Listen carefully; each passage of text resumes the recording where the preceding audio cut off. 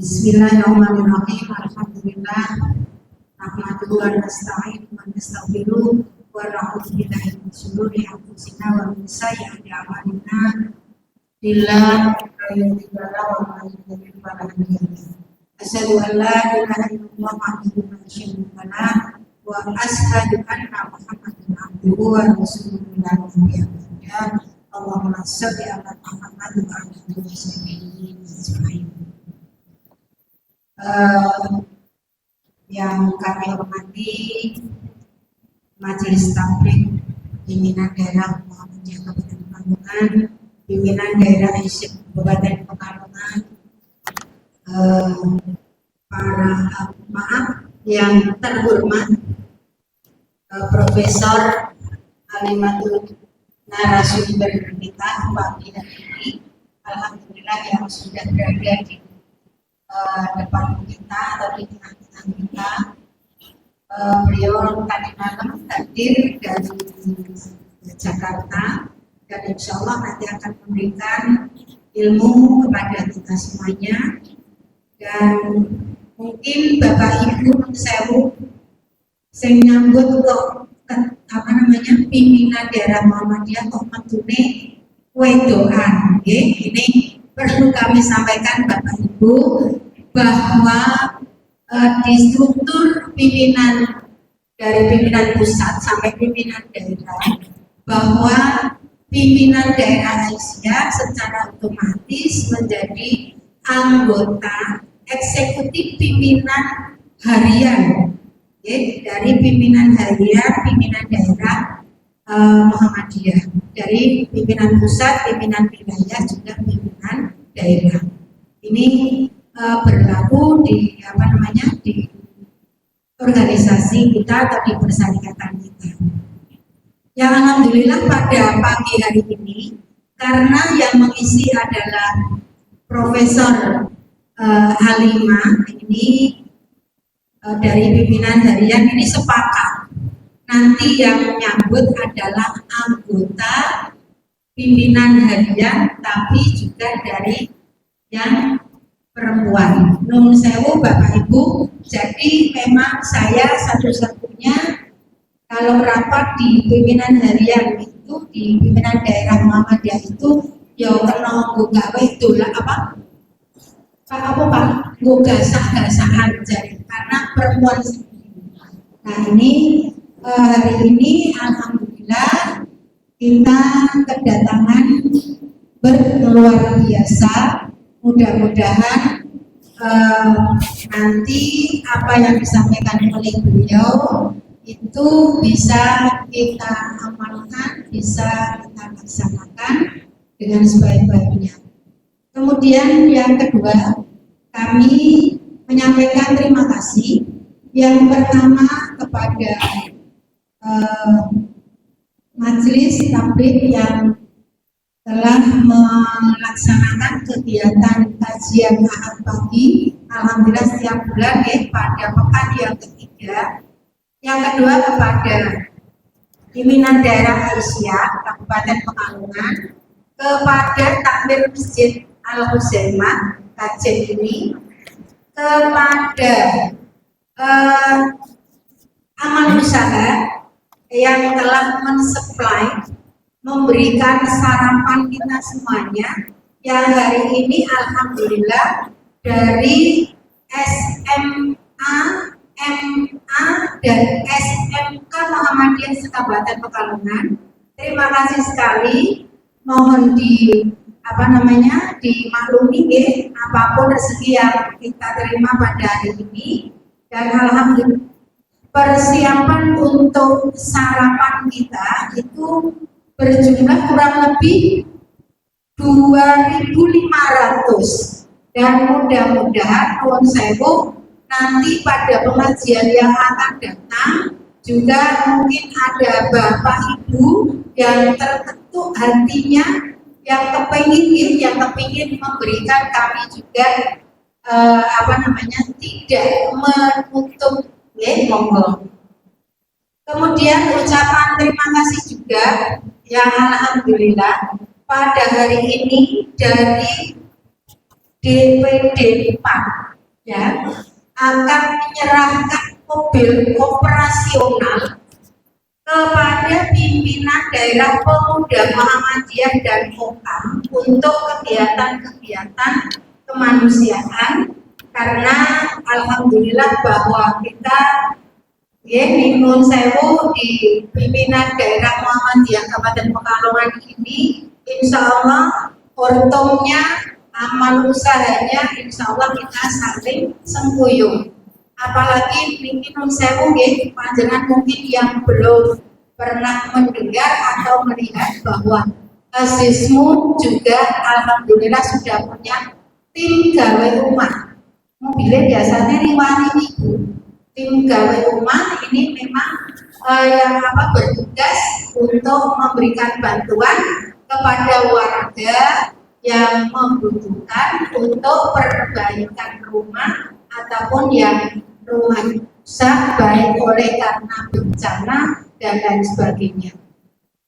Kemudian yang selanjutnya kami mohon maaf mungkin dalam penyelenggaraan kali ini banyak kekurangan, tapi juga mohon maaf dan mudah-mudahan sekali lagi pada hari ini mudah-mudahan ini merupakan salah satu amal ibadah kita dan menjadikan amal saleh bagi kita.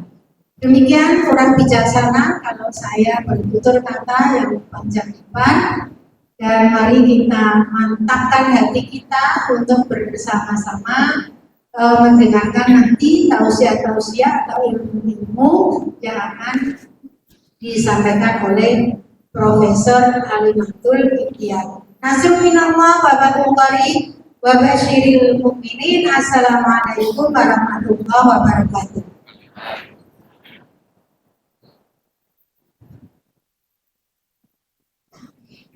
Bapak Ibu yang berbahagia, berikut kita saksikan penyerahan mobil operasional kepada pimpinan daerah pemuda Muhammadiyah dan Kokam dari DPD PAN yang akan diserahkan oleh Bapak Ahmad Muzaki, anggota DPRD Kabupaten Pekalongan, dan akan diterimakan kepada Saudara Agung selaku Ketua Pimpinan Daerah Pemuda Muhammadiyah Kabupaten Pekalongan.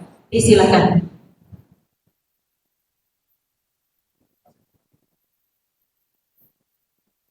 Kepada Bapak Pengurus Pimpinan Daerah Muhammadiyah berkenan untuk mendampingi maju ke depan.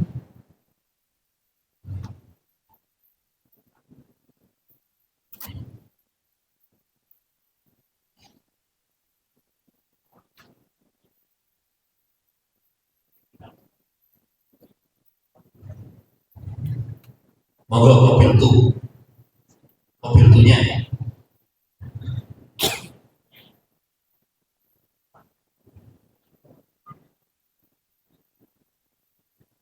Bismillahirrahmanirrahim.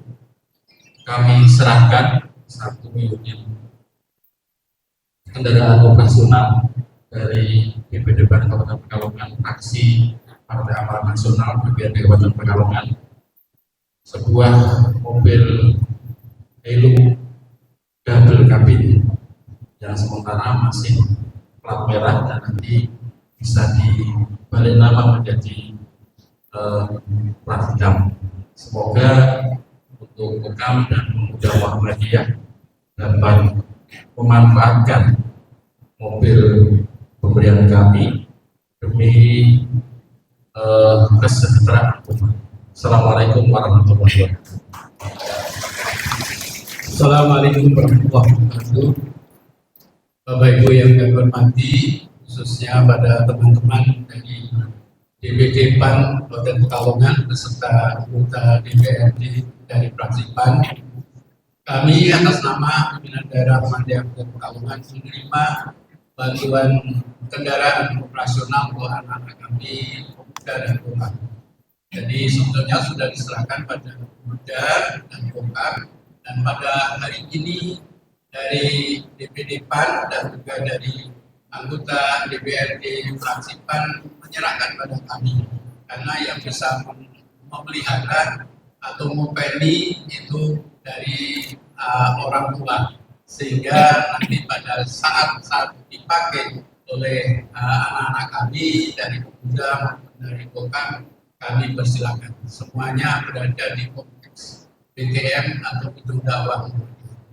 Mudah-mudahan apa yang diberikan kepada kami senantiasa mendapatkan keberkahan dari Allah SWT. Sekali lagi kami ucapkan terima kasih. Jazakumullah khairan kasih. Semoga sukses selalu teman-teman kami di DPD PAN maupun di fraksi PAN DPRD Kabupaten Pekalongan. Assalamualaikum warahmatullahi wabarakatuh.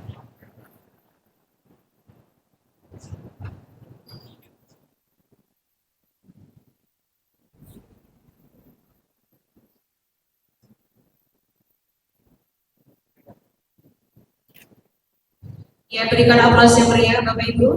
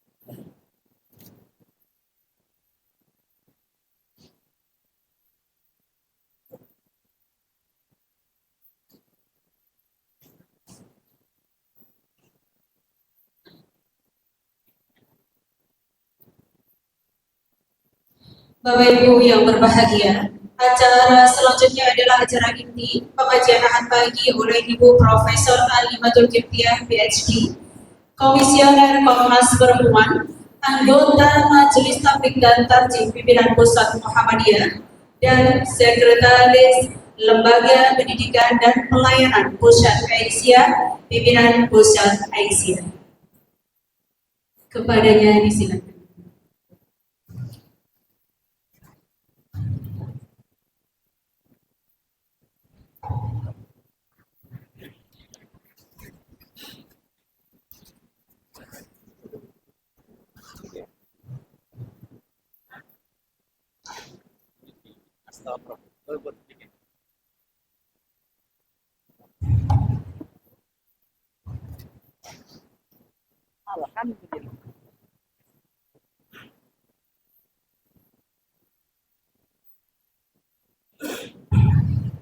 Bismillahirrahmanirrahim. Assalamualaikum warahmatullahi wabarakatuh.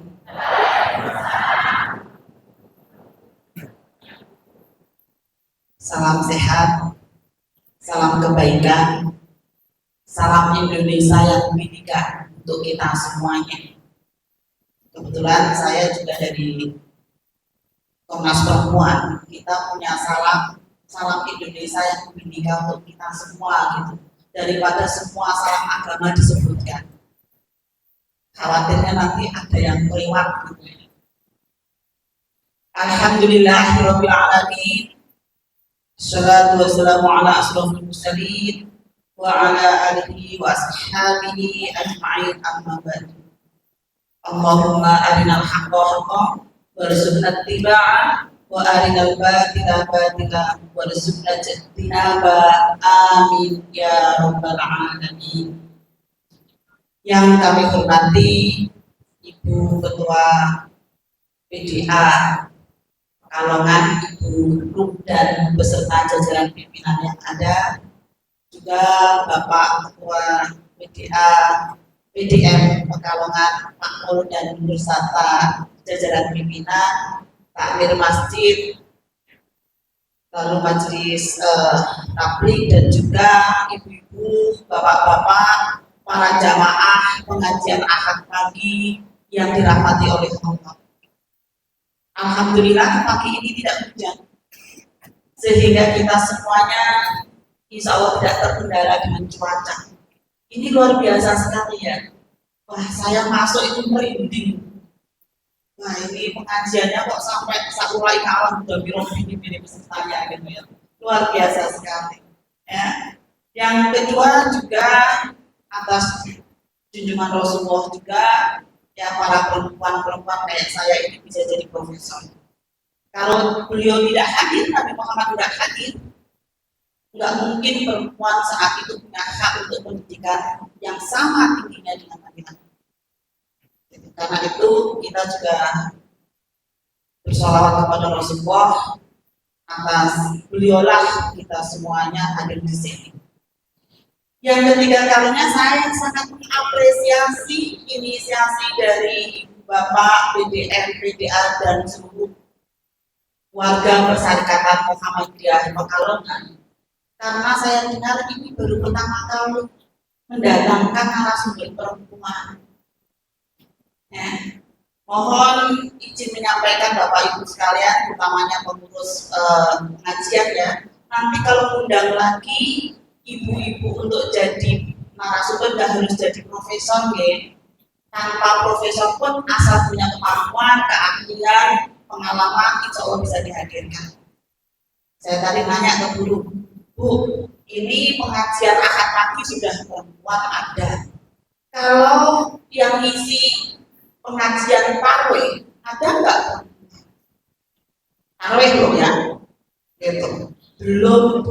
Nah, semoga nanti paling nggak Ramadan ini 1 atau 2 gitulah ada, dan juga berdiri di podium, bukan di belakang ibu-ibu, depannya ibu-ibu saja.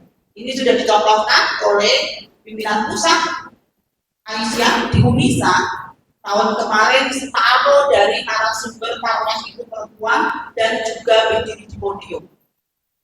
Itu salah satu bahwa melintasi zaman. Ya, kita semuanya insya Allah datangnya ngaji ya, bukan kemudian perempuan itu suaranya Allah, beda gitu. Selain itu, ini posisi menyampaikan, ini luar biasa. Masjid yang ramah perempuan itu yang seperti ini, menyampaikan, bukan membelakangi. Ya, nanti kalau membelakangi bisa jadi yang dapat melihat poin slide ini hanya bapak-bapak, ibu-ibu, apalagi kacamatannya sudah gini, tidak kelihatan. Jadi ini contoh yang sangat baik, gitu ya. Oke. Nah, ibu bapak sekalian yang kami hormati, pada pagi hari ini kita akan mendiskusikan tentang bagaimana sih tips mewujudkan keluarga yang sehat dan sakinah. Kita semuanya punya keluarga, tapi ternyata kan berkeluarga itu kan seperti sungai kehidupan. Kalau kita menyusuri sungai, kadang-kadang dapat ikan, kadang-kadang dapat ular, tapi kadang-kadang juga dapat udang. Airnya kadang keruh, airnya kadang bening gitu. Demikian juga fenomena dinamika namanya keluarga itu beragam. Karena itu gimana ya, supaya kita tetap menjaga kesakinahan kita sampai akhir dinan-dinan yang sehat juga gitu. Nah, perlu saya sampaikan sedikit saja, saya masih 2 bulan lagi di Komnas Perempuan sebagai komisioner, tapi aslinya dari UIN Jogja, sehingga profesor saya kajian gender itu dari UIN Sunan Kalijogo Yogyakarta. Saya melihat kayaknya banyak deh di sini ibu bapak terakhir yang alumni juga dari UIN Jogja ya, berarti kita satu alma mater ya. Oke. Nah, di pusat saya juga sebagai anggota pimpinan pusat Muhammadiyah di Majelis Tarjih dan Tajdid. Alhamdulillah di pimpinan pusat itu kalau periode dulu itu ulama perempuan yang terlibat itu hanya 8%, sekarang ini sudah 19%. Jadi semakin meningkat keterlibatan perempuan untuk pada isu-isu yang dianggap itu selama ini adalah isunya laki-laki. Ya. Dan kalau di pimpinan pusat Asia, periode sebelumnya saya ketua LPPA, Lembaga Penelitian dan Pengembangan Asia, dan saat ini sebagai sekretaris di di LPPA. Nah, kenapa saya memilih keluarga sakinah? Karena saya juga instruktur nasional bina keluarga sakinah yang sering kemana-mana untuk mentraining kepala-kepala kaum A, guru dan lain sebagainya. Gitu, sehingga banyak ilmu yang kita sampaikan juga dari materi-materi bimbingan perkawinan. Gitu. S1 dari UIN Jogja, S2 pertama dari psikologi UGM, S2 kedua di Amerika, dan S3 di Australia. Alhamdulillah saya punya 3 anak, 1 ijazah, 1 anak. S2 di psikologi UGM 1 anak, S2 di Amerika 1 anak, S3 di Australia 1 anak. Kenapa ini saya sampaikan? Karena kita sedang bicara keluarga. Walaupun saya jadi profesor, sepertinya jarang di rumah, tapi juga punya anak kok. Gitu loh maksudnya. Dan disusui 2 tahun juga. Dan alhamdulillah sudah menikah 27 tahun. Alhamdulillah sakinah aja. Terima kasih suami saya yang sudah hadir, tidak tahu entah hidupnya di mana. Karena suami saya orang Malang, jadi soal ibu ke ibu, gitu. Terus akhirnya nengok saya karena saya dari Jakarta dan nanti setengah 1 juga langsung ke Jakarta karena sudah seminggu nggak ketemu gitu. Nanti ketemunya di pengajian kain gitu aja. Makasih ya Mas Antoni. Oke, nah ibu bapak sekalian yang saya hormati, ada 3 hal yang kita sampaikan. Yang pertama, persoalannya apa sih yang kita hadapi pada saat ini kalau kita bicara tentang keluarga. Yang kedua adalah bagaimana kesalingan mewujudkan ya terkait dengan isi keluarga itu. Kalau aspek psikologinya apa? Saya sengaja membawa buku ini. Ini masih fresh from the oven, maksudnya masih kinyis. Ini adalah hasil takwil Aisyah yang berakhir pada Jumat kemarin tentang buku isu perempuan dan anak. Nah, sebagian materi saya ambilkan dari ini. Jadi sekalian sosialisasi hasil takwil. Baik, pertama, salah satu tulisan kami, ya, salah satu kebahagiaan dalam keluarga itu rahasianya adalah fleksibilitas peran. Fleksibel, orang pokoknya. Jadi, kadang-kadang bapak yo nyapu, ya, kadang-kadang ibu yo nyopir, itu rapopo. Sopo sing iso, sopo sing selo, sopo sing sehat. Saya sama suami sama-sama bisa nyopir. Saya pernah nyopirin beliau ketika beliau nggak sehat. Gitu. Ini namanya fleksibel, orang pokoknya. Gitu. Nah ternyata penelitian membuktikan semakin fleksibel sebuah keluarga, maka semakin bahagia keluarga itu. Tapi kalau keluarga itu diatur dengan pokoknya, ini angel tak sakit. Soalnya kantuk. Gitu. Nah, Nabi itu sang pembawa rahmat pada suatu saat nih. Ya Rasul, jenengan itu kalau berdoa lah tosrong pasti dikabulkan. Oh udah doain aja tuh orang-orang kafir itu supaya masuk neraka gitu. Supaya orang-orang kafir itu mengalami keburukan gitu ya. Tapi apa kata beliau? Saya ini diutus untuk menjadi rahmat, bukan untuk menjadi pelaknat. Kenapa ini saya sampaikan? Supaya rahmat itu juga ada di dalam rumah. Bukan hanya rahmat itu hanya untuk satu anggota keluarga saja, bapaknya atau ibunya saja, atau anaknya saja. Tapi kesenangan itu juga bagaimana didapatkan ke seluruh anggota keluarga. Oke, nah sekarang persoalan keluarga saat ini apa sih? Ini faktanya ibu bapak sekalian, perceraian itu 1:9. Dan gugat cerai itu 75%, sedangkan cerai talak itu 25%.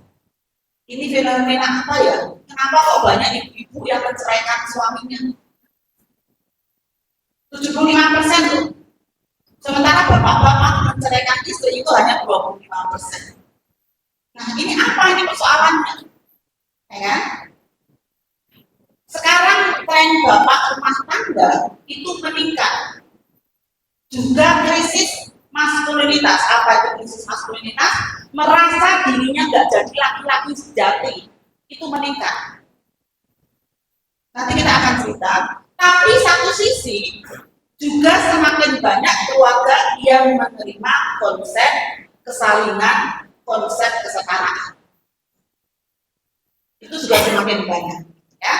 Nah, ini persoalan-persoalan di dalam keluarga, misalnya perceraian, pernikahan anak, keterbatasan sumber daya, lalu ketidakharmonisan dengan keluarga besar, kemudian kurang mampu mengadaptasi perubahan-perubahan sosial yang ada, isu keluarga, dan lain sebagainya. Ini tadi yang saya sampaikan, data menunjukkan bahwa gugatan cerai lebih tinggi daripada cerai tangan.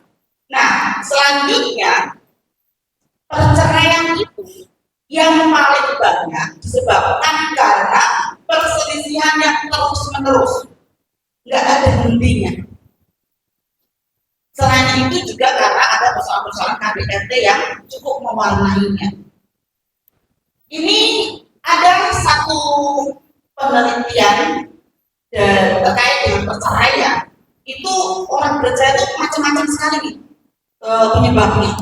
Misalnya karena pasangannya sering mengabaikan kewajibannya terhadap rumah tangga, anak, seperti jarang pulang rumah dan lupa dan tidak menjaga kesakinaan. Karena kalau jarang pulang rumah saja nanti saya termasuk. Jarang pulang rumah tapi asal tetap menjaga. Teleponan masih tiap hari, setiap bangun tidur masih mengirim love cinta gitu, ya nggak apa-apa. Tapi nak terus sama sekali jarang pulang rumah terus tidak ada berita apapun, nah itu bisa menyebabkan perceraian. Sehingga sekarang kalau penyebab perceraian adalah jarang pulang rumah itu nggak boleh dilihat sekarang.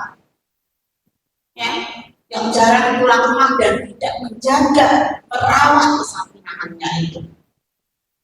Kemudian juga ada persoalan yang kebutuhan ekonominya kurang tercukupi, karena itu banyak perceraian karena persoalan-persoalan ekonomi kurang butuhnya.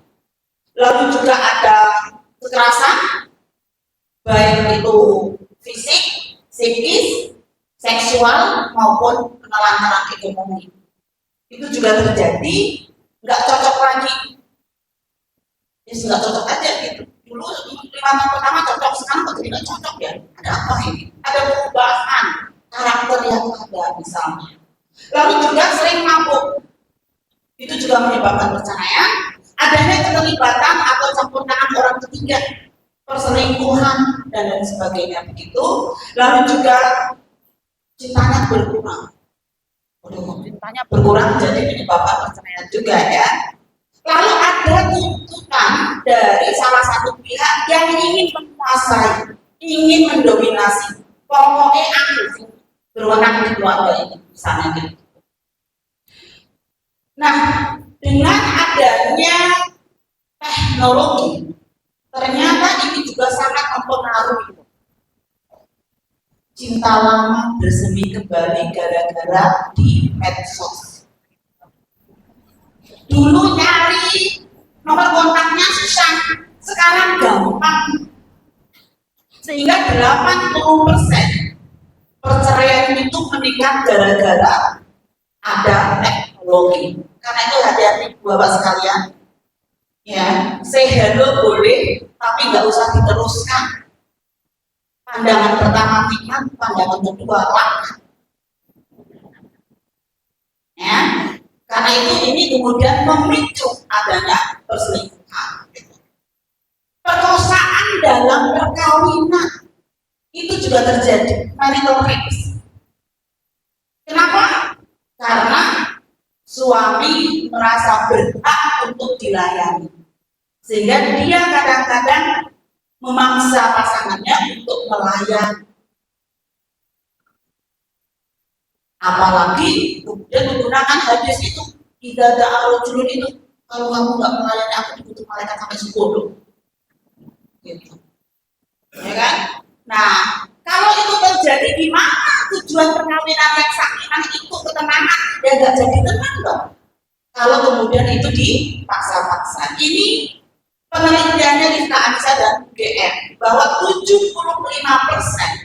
perkosaan di dalam rumah tangga itu karena suami merasa berhak dilayani, sehingga apapun yang terjadi istri harus melayani. Dan saya Bapak Ibu, ini saya tidak bicara bohong, ya, tapi ini bicara pendidikan seksualitas. Laki-laki dan perempuan itu reproduksinya beda.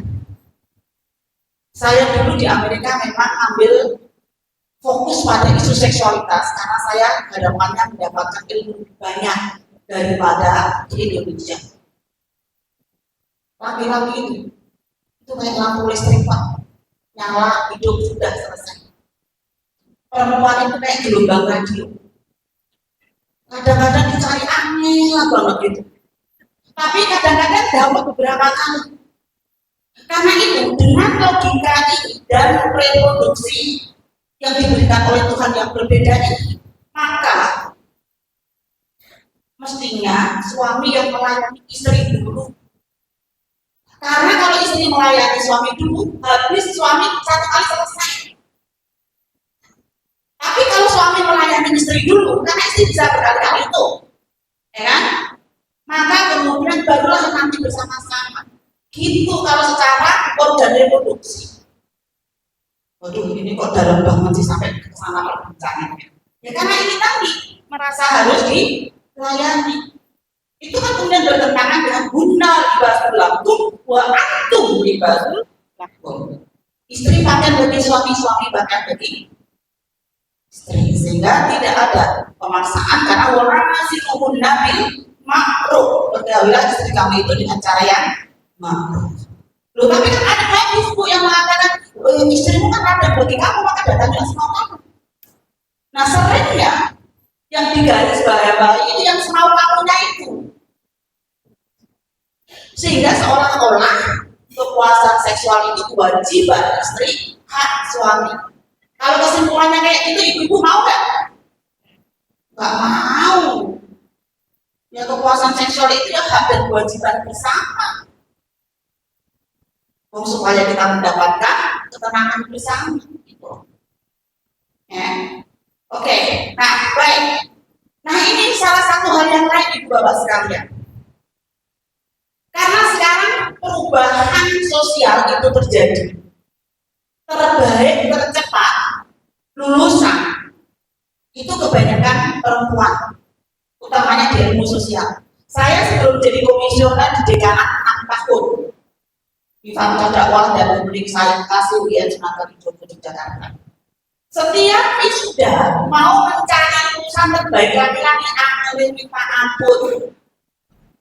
Sehingga karena kemudian perempuan terbaik tercepat, pemberi kerja itu nggak melihat loh kewajiban mencari nafkah utama kan laki-laki, harusnya tetap laki-laki dong yang didahulukan. Enggak.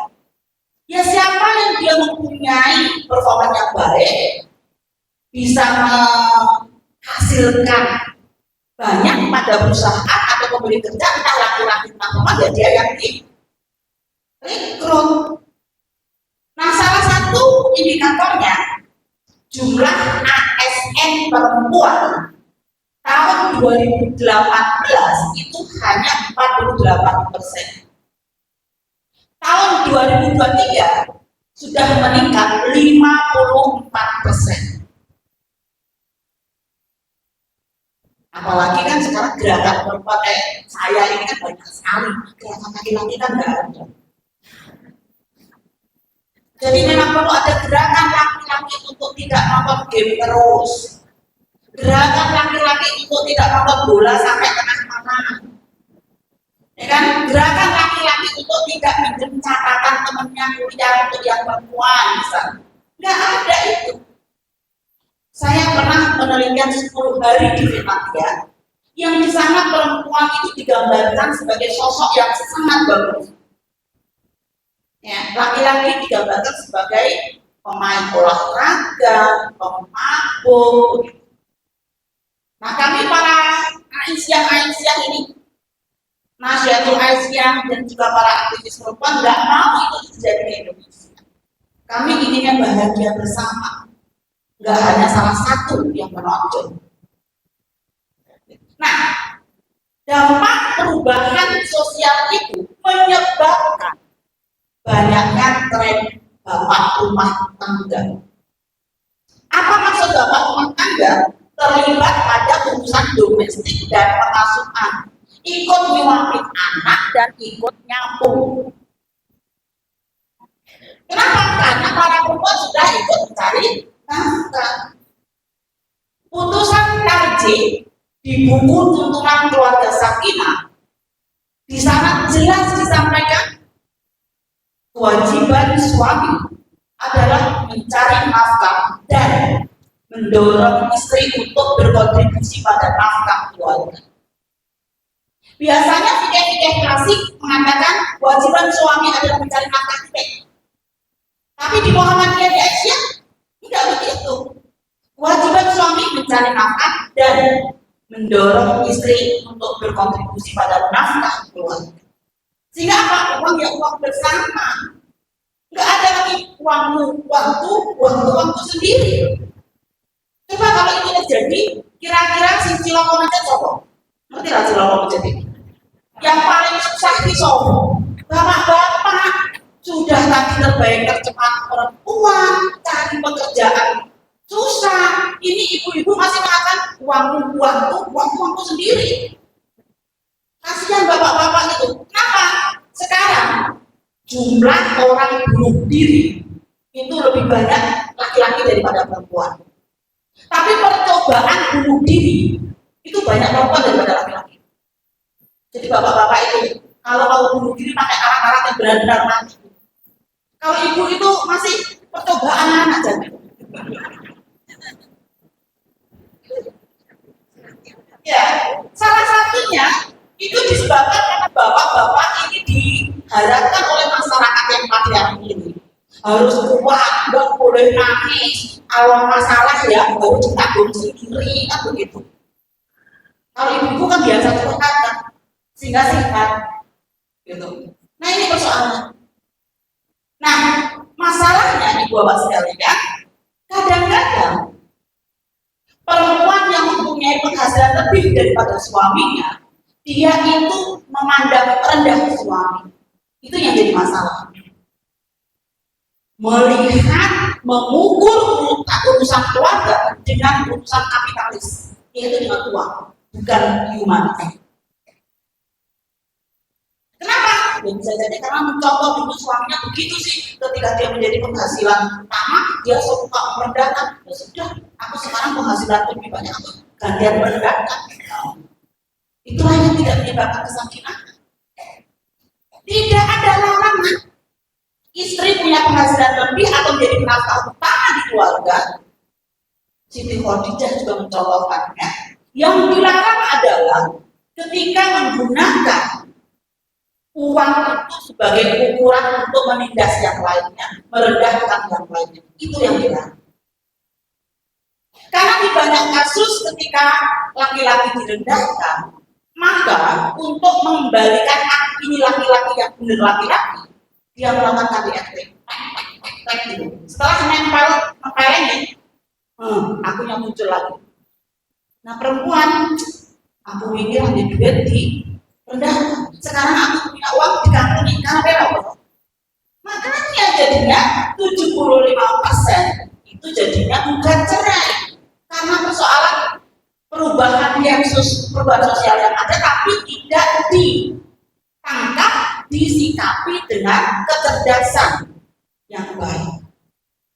Tapi insya Allah itu tidak terjadi lah di warga Aisyah Muhammadiyah ya, karena kita kan konsepnya kesalingan kebersamaan dan begitu. Oke. Baik, ini masih menjadi persoalan juga. Kami di Komnas Perempuan mengumpulkan selama 23 tahun KDRT, kekerasan dalam rumah tangga, yang paling banyak mengalami adalah istri. Kekerasan terhadap istri. Tuh. Oke, pelakunya suami, mantan suami, KDRT berlanjut, jadi mantan suami ini kadang-kadang masih lupa KDRT. Ya, oke. Ini ada gimana nih yang penting untuk kita hadapi di masyarakat kita? Kadang-kadang ada loh hubungan suami istri yang beracun. Kalau istilah anak muda itu namanya toxic relationship. Hubungan yang beracun itu apa? Sering ghosting, tahu nggak ghosting ya? Kalau anak muda itu katanya ghosting, artinya diemin. Orang ngerti orang apa, ujuk-ujuk baik. Jadi kayak kita tuh dianggap semuanya aliran kebatinan yang bisa membatik hati suami atau istri kita. Gitu. Ya. Lalu juga kadang-kadang hanya hadir pada saat diperlukan. Nah, ono karepe lagi edak-edak. Nah, ono karepe lali dijualkan dengan HP. Gitu. Terlalu menuntut, pengen ini, pengen itu, gitu. Terburu-buru atau tidak berinisiatif sama sekali. Nah ini, inisiatif itu harus kedua belah pihak. Termasuk juga hubungan seksual, itu harus kedua belah pihak. Jangan tunggu terus gitu. Ibu, bapak-bapak ini kadang-kadang pengen yang inisiatif. Jangan tunggu terus. Ya, orang kan bojone dhewe. Kan bojone wong liya wis. Ya. Komunikasi yang terasa melelahkan dan juga kadangnya moodnya berubah gitu. Hal yang lain, persoalan yang lain coba sekalian. Dulu untuk kelas menengah ke atas, urusan publik produksi itu laki-laki, domestik dan reproduksi itu urusan perempuan. Walaupun ini nggak berlaku untuk yang menengah ke bawah ya, karena yang sawah itu sama kok ayah ibu juga sama-sama sawah, masak juga ibu banyak. Nah itu sudah berubah saat ini. Perempuan itu sekarang sudah jadi ya kalau pejabat publik ya, misalnya sudah jadi camat beneran, bukan istrinya Pak Camat, camat misalnya. Lalu juga ngurusi urusan-urusan domestik jelas masih. Produksi mencari nafkah iya, reproduksi melahirkan menyusui masih, sehingga empat-empatnya perempuan itu ada di situ. Nah masalahnya gerakan perempuan masuk ke area yang dianggap itu area bapak-bapak ini nggak diikuti dengan keterlibatan bapak-bapak untuk mengikuti atau terlibat pada urusan-urusan yang dianggap itu urusan perempuan. Kalau ini kita biarkan apa yang terjadi? Nah, bapaknya kan cuma 2, ibunya 4. Kira-kira apa yang terjadi? Ya beban berlebih, ibunya yang kecapean. Ibunya yang kecapean, kadang-kadang sama-sama kerjanya ketika bulan puasa, pulang jam 4, ibu masuk dapur, suami masuk kasur. Gitu kan, jam 5 bangun pergi ke masjid. Nah itu kira-kira gimana? Ya memang sih kita tidak pengen banget ya suami ini ya juga ikut masak nggak juga gitu. Tapi kalau mau ya alhamdulillah. Tapi bapak-bapak, istri ini kadang-kadang ketika sedang masak lalu dirangkul dari belakang, waduh baunya kok harum gitu. Itu senang. Kadang-kadang begitu. Ya. Walaupun sekarang sih sebenarnya kan sudah semuanya cap gunting ya masak itu ya, racik, Indofood itu kan cap gunting semuanya. Yang kalau dipelajari bapak-bapak bisa itu banget. Ya karena masak tidak pakai alat reproduksi, masak itu pakai cinta, pakai kesempatan, pakai keterampilan gitu. Yang itu ayah, ibu, suami, istri sama-sama punya. Nah jadi sekali lagi kalau ini dibiarkan maka akan ada salah satu anggota keluarga yang punya beban lebih. Dan ini kalau kita biarkan berlarut-larut, yang rugi bukan hanya ibu. Bapak-bapak juga akan rugi. Apa iso? Nah kalau ibu capek, dan saya lupa di tempat tidur juga nggak nyaman. Sehingga sekarang bapak-bapak kalau ikut terlibat di usaha domestik dan pengasuhan, anggaplah itu juga punya kepentingan khusus dewi. supaya nanti kita lintas gunung ilahiyahnya bareng-bareng. Oke, nah sekarang gimana nih dengan persoalan yang banyak itu? Upaya apa yang bisa kita lakukan? Ya, kembali lagi kita ikuti manhaj hadis dulu. Bayani, burhani, irfan. Gimana sih teks keagamaan Quran dan hadisnya bicara? Asbabun nurut, asbabun nuzulnya seperti apa? Praktek Rasulullah kayak apa? Hubungan antara ayat satu dengan ayat yang lain juga seperti apa? Yang kedua adalah hubungan penelitian, data riset, pengalaman, kayak tadi perubahan sosial itu tadi itu termasuk burhani. Dan yang ketiga adalah hati nurani kita. Dengan 3 indikator ini sebagai acuan untuk mewujudkan keluarga sakinah, saya sangat meyakini akan lebih mudah. Nggak kebablasan, tapi juga nggak akan mencederai hati nurani. Tapi juga berdasarkan fakta perkembangan ilmu pengetahuan. Nah, kita tahu bahwa Muhammadiyah Aisyah ini saya katakan organisasi yang paling progresif di dunia kalau bicara isu laki-laki dan perempuan.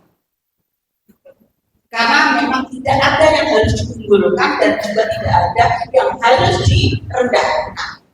Sama-sama punya potensi. Ini ja'ilun fil ardi khalifah. Ya. Dan banyak lagi ayat-ayat yang menunjukkan bahwa laki-laki dan perempuan itu setara di hadapan Allah. Pertama adalah laki-laki dan perempuan itu diciptakan dari zat yang sama. Jadi bukan perempuan itu diciptakan dari tulang rusuk laki-laki, bukan. Tapi kan ada hadisnya, Bu. Ya, itu hadisnya Hasan. Yang kedua itu adalah di dalam fikih pernikahan, bukan fikih penciptaan. Sehingga di dalam surat An-Nisa ayat 1 jelas di sana dikatakan bahwa laki-laki dan perempuan itu diciptakan dari min nafsin wahidah, dari zat yang sama. Tapi kan katanya perempuan itu kan diciptakan dari tulang rusuk yang bengkok, dari laki-laki, sampai ada loh di ronsen sehingga suaminya itu hilang, katanya gitu. Kok bisa gitu? Ya. Yang kedua sama sebagai khalifatul fil ardh. Makanya bernaisya ya dari NA bernaisya itu tidak boleh menentukan aktivitas ber-NA bernaisya itu setelah menikah. Karena kita sebagai khalifatul fil ardh nggak ada di Al-Qur'an ini. Kalau kamu sudah menikah, tugasmu sebagai khalifatul fil ardh untuk nggak ada. Kemudian juga sama sebagai hamba Allah ya. Tadi sebagai hamba Allah, lalu sama tergoda kualitasnya. Jadi kalau perempuan itu dianggap sebagai lebih banyak makan buah kodi, lalu jadi payudara, lalu laki-laki karena segini jadi bulu kencing, itu mitos. Karena Al-Quran mengatakan kualitas godaannya sama. Yang terakhir sama-sama bertanggung jawab. Famayyamal di sekolah darahnya kekayaan, wamayyamal di sekolah darahnya bisa kekayaan. Sebesar biji sapi pun itu harus dibertanggung jawab. Baik. Nah, ibu-ibu sekalian, fenomena keluarga di masyarakat kita itu ada yang suami mencari nafkah, istri tidak. Ini banyak. Ada yang istri mencari nafkah, suami tidak. Ada nggak? TKW itu kan anak kebanyakan ini, ya kan?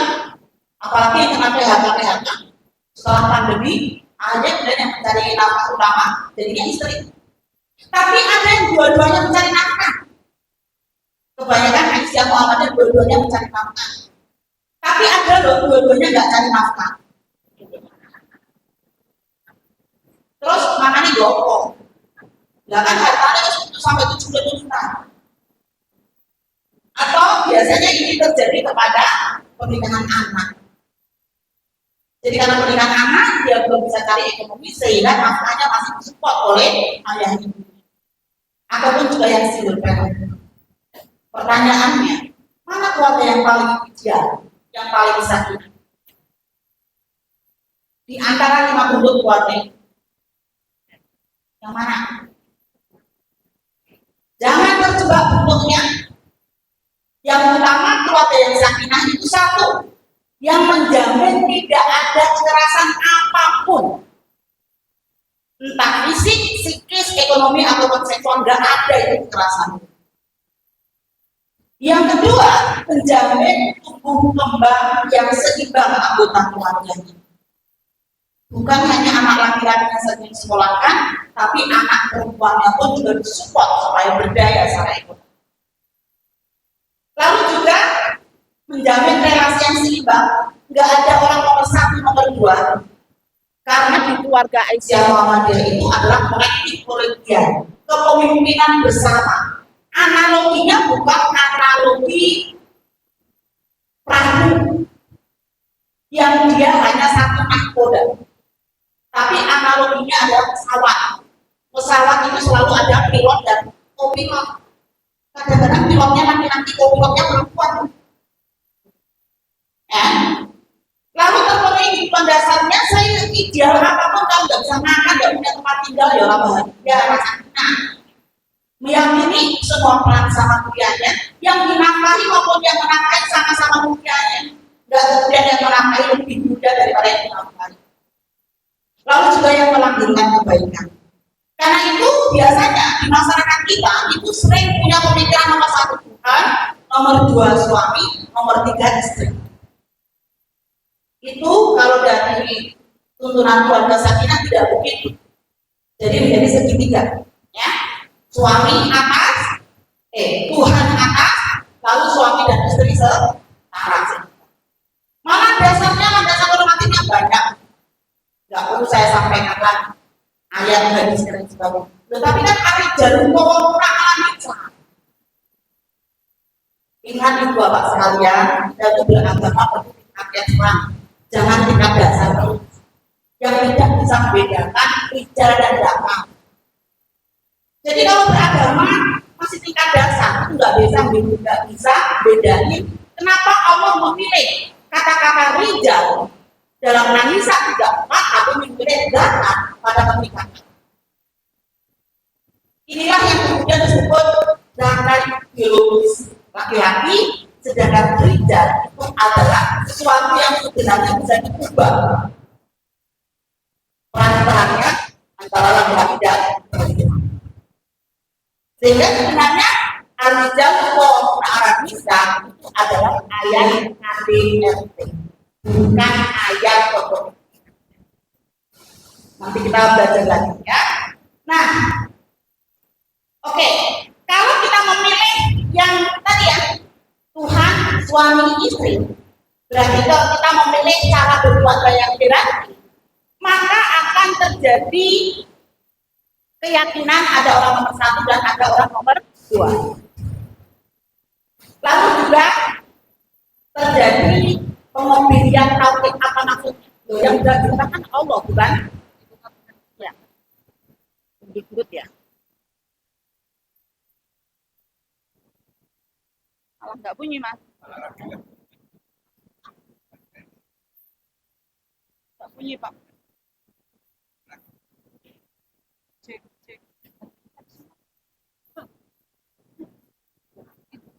Sinyal kan yang di sini ya. Oh ini mati. Enggak.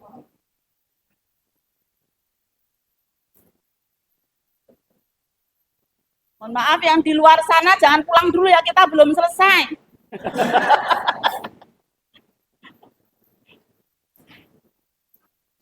Nanti yang di lapangan sana udah pulang dulu karena dikiranya ada suara.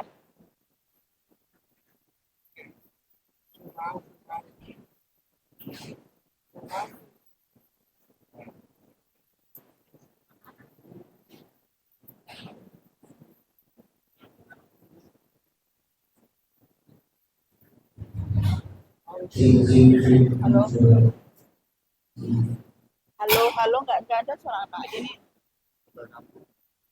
Oke, baik. Alhamdulillah ada lagi suara ya.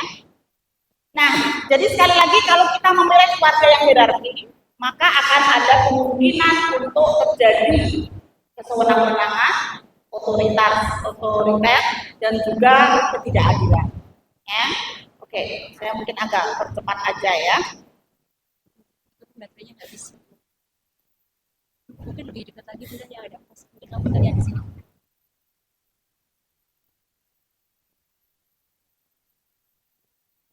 Oke. Halo. Lah, kok mati lagi? Nggak sambung. Sudah. Oke, baik. Inilah teknologi ya. Mohon maaf yang ada di luar sana, kita tadi jeda sebentar karena ada persoalan teknis.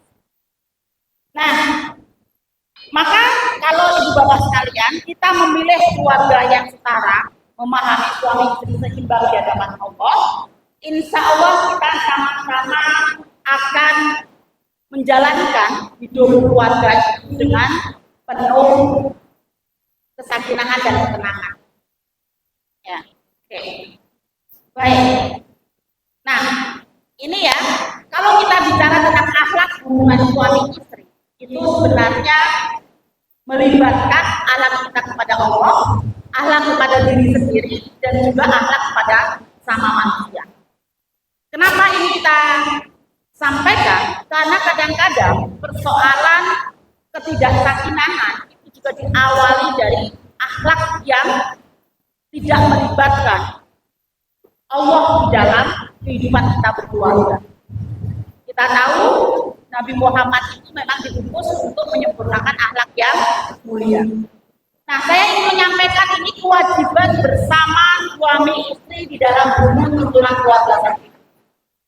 Pertama, suami istri itu saling setia dan memegang teguh tujuan perkawinan. Yang dituntut untuk saling setia itu bukan yang saling setia itu suami istri. Jadi yang dituntut setia itu bukan hanya suami saja karena ada poligami, bukan itu. Sekarang poligami ya, Pergub nomor 2 tahun 2025 DKI tentang ASN poligami. Lagi rame 1-2 hari ini. Ini ibu bapak yang lihat RCTI atau ini sudah wajah saya kemarin atau hari ini. Karena kemarin kita diwawancara. Nah, di Aisyah Muhammadiyah jelas prinsip pernikahan Muhammadiyah Aisyah adalah monogami. Kenapa? Karena di sini saling setia. Nggak bisa dituntut istri harus setia sementara suami nggak perlu karena nanti kalau tertarik boleh poligami enggak. Itu tidak sesuai dengan tuntunan tadi. Ya. Yang kedua harus saling menghargai, saling menghormati, mempercayai, berlaku jujur satu dengan yang lain. Yang ketiga, suami istri harus berlaku sopan santun dan menghormati keluarga masing-masing, juga menjaga kehormatan dirinya dan berlaku jujur terhadap dirinya dan pasangannya. Sekali lagi, yang menjaga kehormatan bukan hanya istri, suami juga harus menjaga kehormatannya. Setiap persengketaan harus dihadapi dengan maklum, dengan kebaikan, dan harus bersedia menerima penyesalan. Jadi aku nyesal, mohon maaf ya. Ya mas, aku juga menyesal karena menekuri ini. Mohon maaf ya, nggak apa-apa. Harus menerima penyesalan kalau ada perdebatan, diskusi yang agak keras. Lalu juga suami istri tidak mencari-cari kesalahan pasangannya dan harus berlapang dada dan pemaaf. Nggak usah diungkit-ungkit kalau pasangannya dulu yang offense banyak. Ya, nggak usah diungkit-ungkit. Gitu. Nah, terakhir kita ingin mencoba bagaimana memperkuat aspek psikologi di dalam keluarga. Emang kalau diundur itu ya nggak enak ya didengarkan. Oke, dua bapak sekalian. Pertama adalah bahan bakar cinta. Sudah tahu belum bahan bakar cintanya masing-masing? Sudah tahu belum bahan bakar cinta suami atau istrinya? Apa sih bahan bakar cinta itu? Bahan bakar cinta itu sesuatu yang membuat cinta kita semakin menyala. Berupa apa?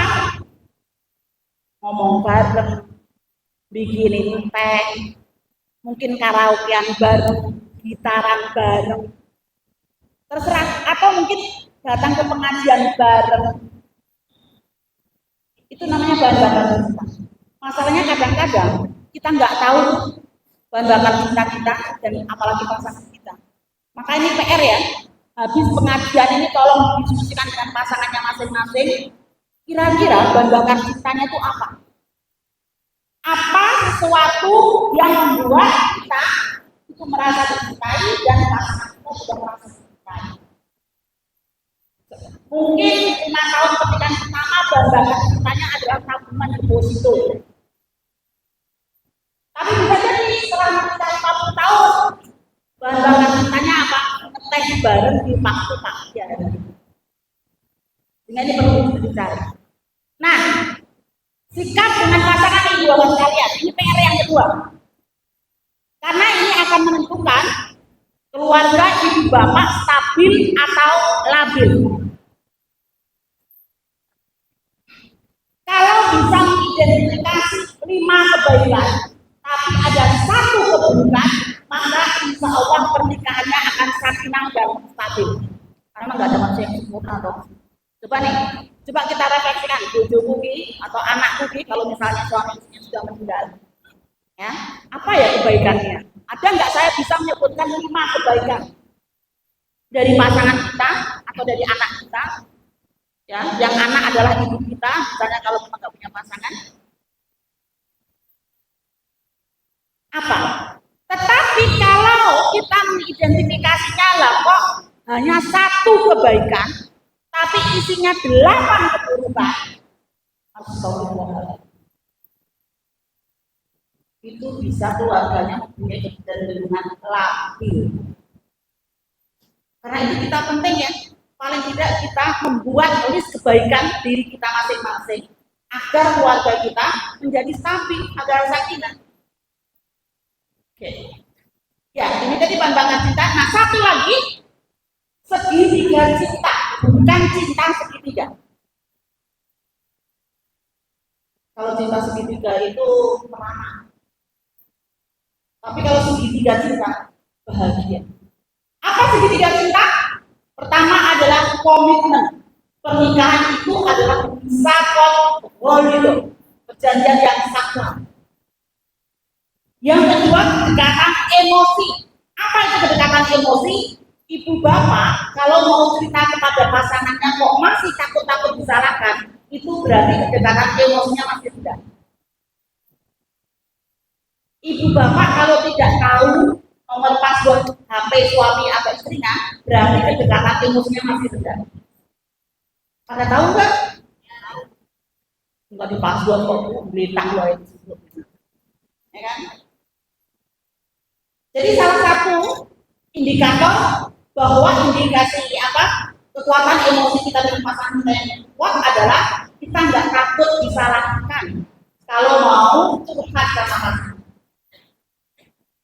Nah, yang ketiga adalah gairah seksual. Penting juga ini. Loh Bu, kita sudah nenek-nenek, kakek-kakek, udah 80 tahun. Apa maksud gairah seksual itu? Gairah seksual di sini bukan hanya diartikan hubungan seksual suami istri, tapi adalah gairah merindukan, romantis. Bisa kok kakek-kakek, nenek-nenek itu masih romantis, ya apa-apa. Karena itu kebutuhan. Contohnya apa?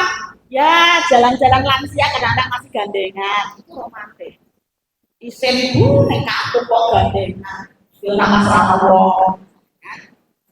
Nah itu maksudnya gairah di sini tidak hanya diartikan gairah seksual, tapi bagi-bagi yang masih 40, 50 tahun ke bawah, ya 50 tahun ke atas masih juga sih, 60 tahun ke bawah ya, gitu ya. Nah, itu bisa kemudian dijaga. Oke, nah ini tadi ada beberapa cara untuk menjaga dan mendukung kedekatan emosi dan lain sebagainya, ya. Oke, menjaga komitmen yang kuat, lalu juga menjaga gairah, ya. Menjaga gairah ini tadi bukan hanya kebutuhan fisik, ya, hadiah, surprise, ulang tahun, menjaga gairah juga. Jadi keromantisan gitu. Boleh nggak sih Bu, kita ngasih hadiah ketika kita sudah berumur 70 tahun, boleh lah. Kita ngasih mawar pada nenek atau sebagainya, nggak apa-apa juga. Kadang-kadang seneng loh, surprise. Jadi mimpi apa ya? Coba malah didemek, nggak tahu lagi demam atau enggak, lagi sadar atau enggak gitu. Mimpi ya loh. Jadi ini kan mulai hadiah, bosan mulai hadiah malah dicurigai orang lain. Gitu kan? Tapi itu penting ya, penting. Walaupun tidak setiap tahun, tapi kadang-kadang ulang tahun pernikahan atau pas ulang tahun itu penting untuk menjaga gairah kita. Ya, oke. Sekarang ini semakin banyak juga loh tentang LDR atau LDM, long distance marriage. Jadi karena tadi perubahan sosial tadi banyak para ibu-ibu semakin bergaya ekonominya, maka kemudian jarak jauh. Sehingga gimana caranya? Kalau kami itu ya sama suami saya itu bangun tidur memang yang dipegang HP untuk menyampaikan dulu rasa cinta. Sehingga kadang-kadang duluan siapa yang mau ngirim hati yang mengkap itu atau bibir lah atau bunga mawar lah. Karena belum tentu 2 minggu sekali ketemu. Ini saya sudah seminggu tidak ketemu, ketemunya di sini saat pengajian. Nanti di sini saya setengah 12 balik lagi ke Jakarta. Suami di Jogja. Kalau itu nggak dirawat ya susah. Sehingga sangat merindukan kalau satu hari kok belum video callan. Itu sangat merindukan.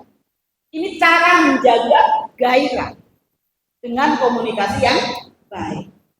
Ya, lalu juga memahami respon fisik hubungan suami istri, ya, karena tadi ya, dan biasanya sih kalau masalah gairah ini tantangannya kesibukan ya, sibuk banget sampai nggak kepikiran gitu.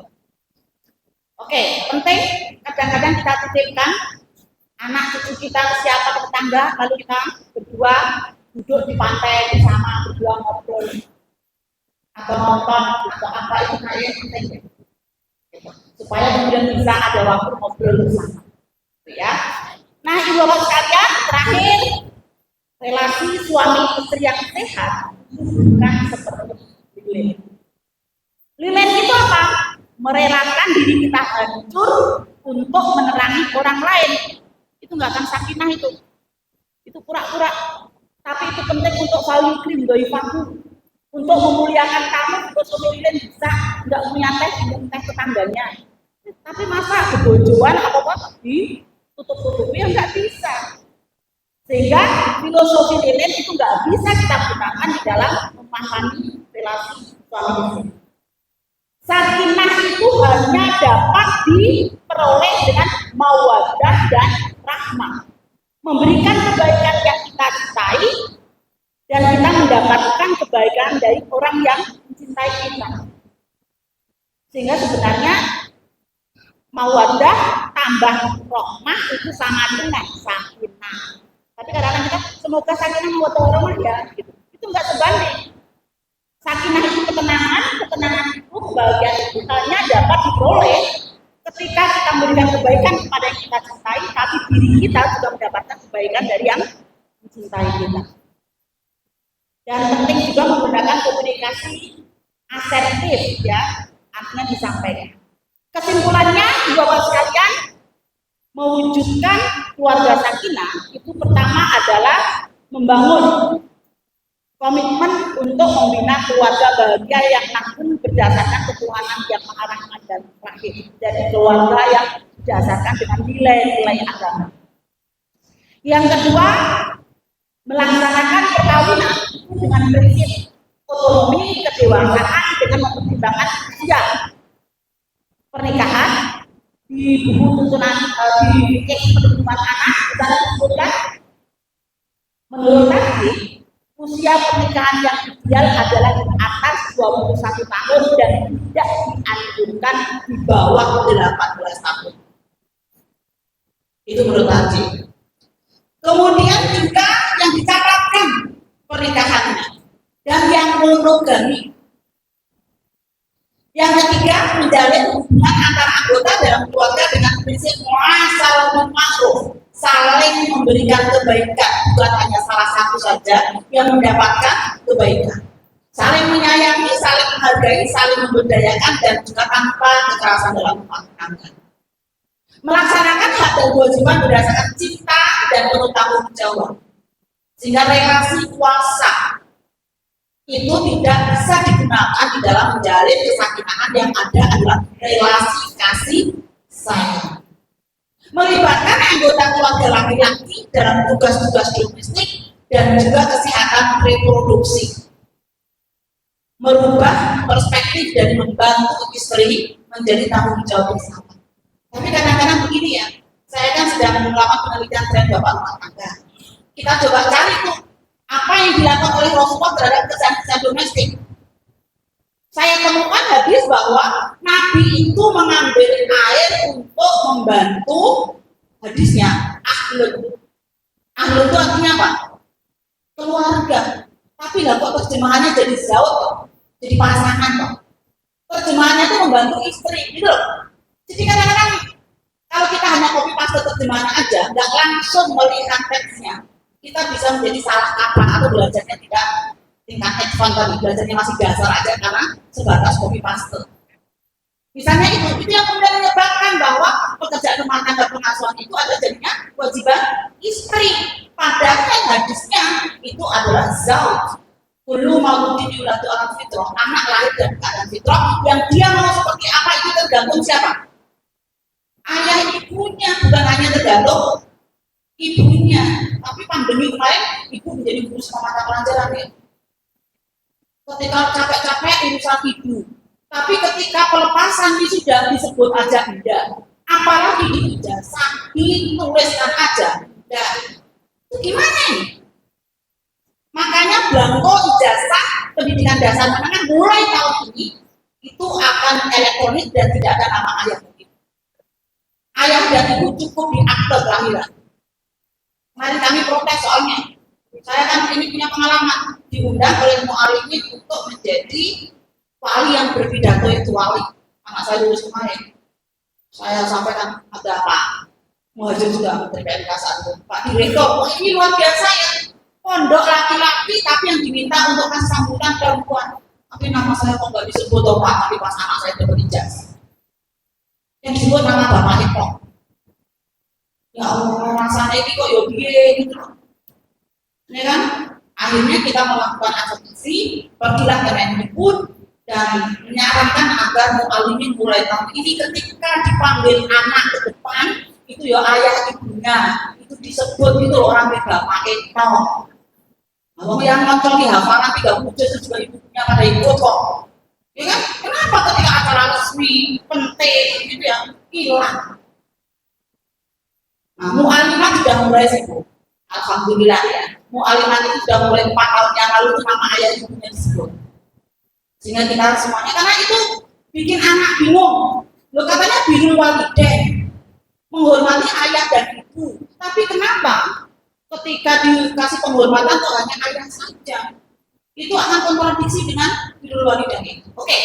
Menjaga komitmen, gairah dan emosi itu sangat penting. Memahami bahan bakar cinta diri sendiri itu pun juga sangat penting. Saya pikir itu, ibu bapak sekalian, nggak tahu ini apakah ada diskusi atau tidak. Ya, mudah-mudahan ada manfaatnya. Kurang lebihnya mohon maaf. Semangkok berlian untuk kasih. Cukup sekian, terima kasih. Baik, saya masukin nomor Assalamualaikum warahmatullahi wabarakatuh. Waalaikumsalam warahmatullahi wabarakatuh. Masya Allah, kabar baik, punya daging banget ya Bapak Ibu. Kita doakan sebuah